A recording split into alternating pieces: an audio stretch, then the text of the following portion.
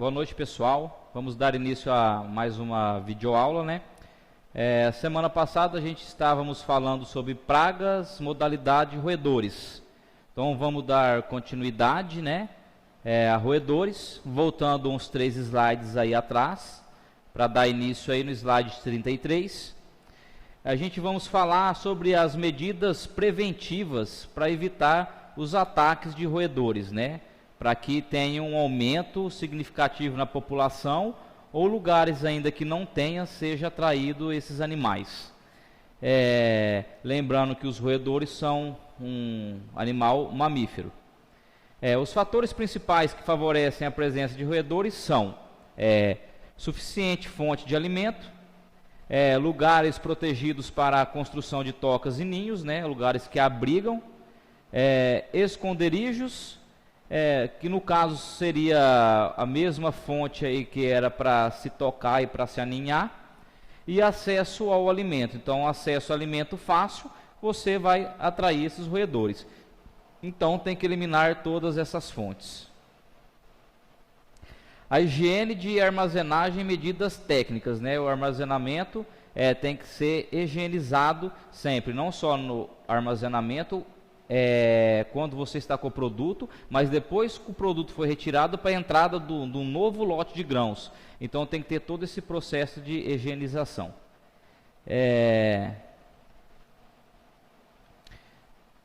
Mantenha o armazém num estado de limpeza absoluta.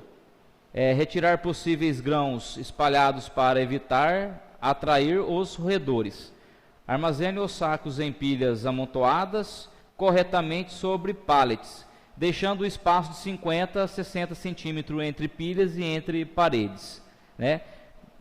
Guarde os sacos vazios velhos ou lonas de fumigação sobre paletas, de preferência fora do local de armazenamento. Por quê? Porque senão você está deixando um ambiente propício para toca, abrigo, até mesmo para a formação de ninhos ali. Manter o armazém limpo de lixo para não oferecer aos animais nem esconderijos, nem lugar apropriado para aninhar-se. Então, lixo também serve como local para aninhar-se. Aqui alguns exemplos citados semana passada, né? Condições favoráveis e propícias à proliferação dos ratos, né? A gente vemos aqui, ó, tudo caixa bagunçada, perto de matas, locais apropriados, ó, tá vendo aqui, ó, depósito inadequado de embalagens de fábrica de rações, acúmulo de material na instalação, tampa de caixa d'água, pedaço de madeira, assim por diante, né? Armazenagem de milho de forma inadequada no meio de mato, no chão rasteiro, obtendo umidade, bem propício ao ataque mesmo de roedores. E a presença de mato alto próximo às instalações, né?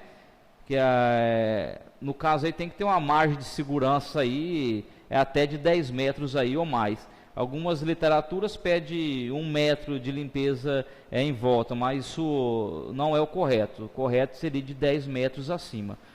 Correto mesmo seria ter esse local de armazenamento longe de vegetação.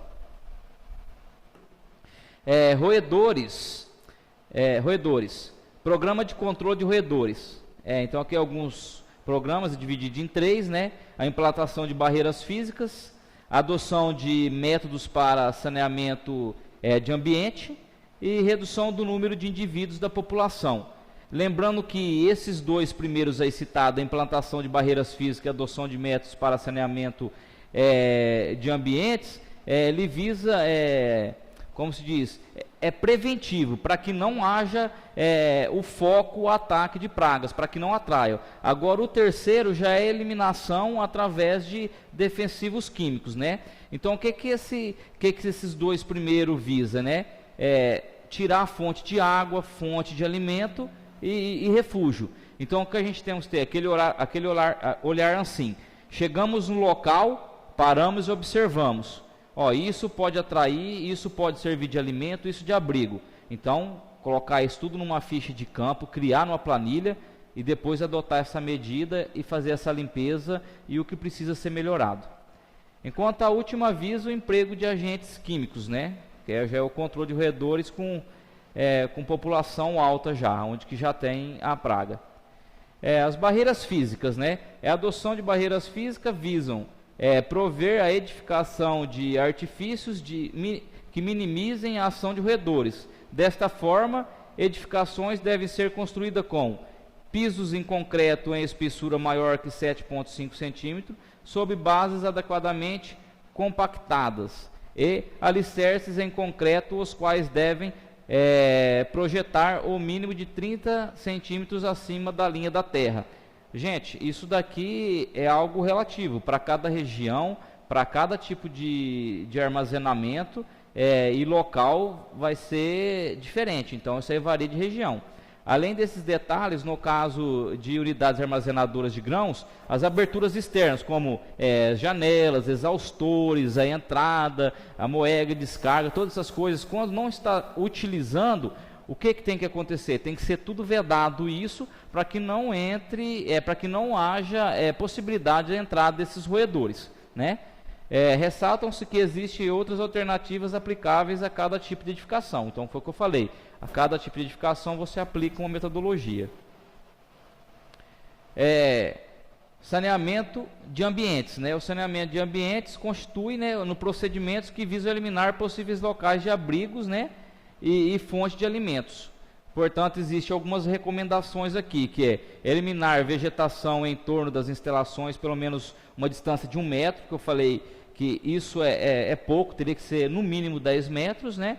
Manter a instalação em bom estado de conservação, procurando eliminar possíveis locais de abrigo, com buracos em paredes. Vamos tampar tudo isso, ver buracos no chão, então visando tudo isso daí. Remover pilhas de lixos, restos de materiais de construção, né, que tem ali, vamos tirar tudo isso. Sucatas, né? Tampar os reservatórios de água também adequado, para que não entre ali, não contamine essa água. Sanar vazamentos em tubulações de abastecimento de água, e limpar periodicamente galerias de escoamento de águas pluviais, evitando o acúmulo de água. Então, tudo aquilo que tem água exposto vai trazer animais, todos os tipos de animais, até mesmo os roedores, que para a gente é uma praga. Então tem que ser eliminado todos esses focos de vazamento de água, ou água que esteja propícia a no estado nutricional desse animal, na dieta desse animal. Redução da população de roedores. A redução do tamanho de uma população de roedores pode ser feita pelo uso de ratoeiras ou pelos agentes químicos que são denominados os raticidas, né? Os raticidas apresentam basicamente em 2 modalidades de formulação: a de ação rápida e de ação lenta. A de ação rápida é aquela uma que geralmente são empregadas em dose única, que ela é letal, mata rapidamente. Nessa categoria tem substância como o arsênio, né? O alfa-natifiltiureia, e entre outros aí, são tudo princípio ativo químico, não é o nome comercial do produto, né? É o princípio ativo dele, é a molécula que ele foi feito. Enquanto dentre os de ação lenta, tem-se os anticoagulantes, como mostrei naquele vídeo passado, da Bayer, que a Bayer fez dos ratos. Ele age mais ou menos daquela forma, né? Ele vai agir dentro do corpo do animal, fazendo que ele não produza aquelas células que vai estancar o sangramento quando houver um rompimento. Então vai causar esse rompimento na artéria do animal, e ele vai morrer por hemorragia. O uso desse tipo de raticida é preferido pelo fato de evitar que os roedores venham a repelir a isca. Por quê? Porque ele não tem gosto, ele não tem cheiro. Então tudo que é novo para os ratos, para os animais, principalmente para os ratos, estranho, ele não vai se alimentar por um determinado tempo, até que ele se acostume. Então por isso que são preferíveis, porque geralmente o de ação rápida ele tem odor.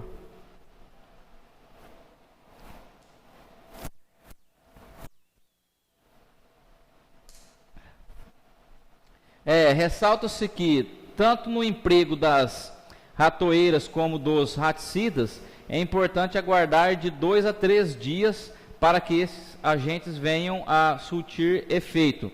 Por quê? Porque a gente tinha falado que o rato tem aquela neofobia, que é a desconfiança de objetos, né, e alimentos novos.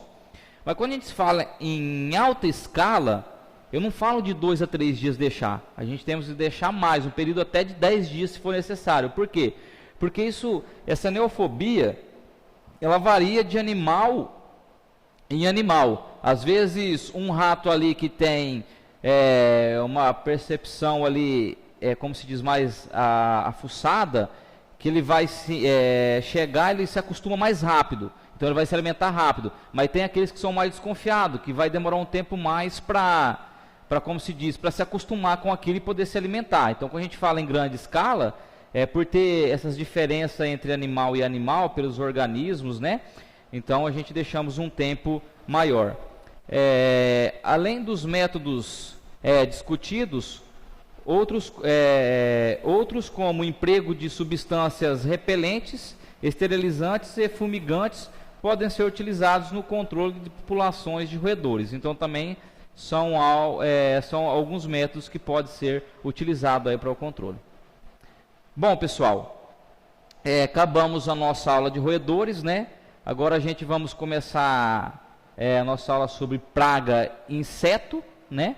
Vou passar um vídeo para vocês breve aí, dois videozinhos, né? Um a respeito das destruições das pragas, o que elas causam, né? E os tipos de pragas que tem. E um videozinho curto, né? Mostrando a fumigação, como que ela é feita, né? E nos lugares que ela deve ser feita. Então, pessoal, aproveitem bem o vídeo, prestem atenção e absorvam o máximo aí possível.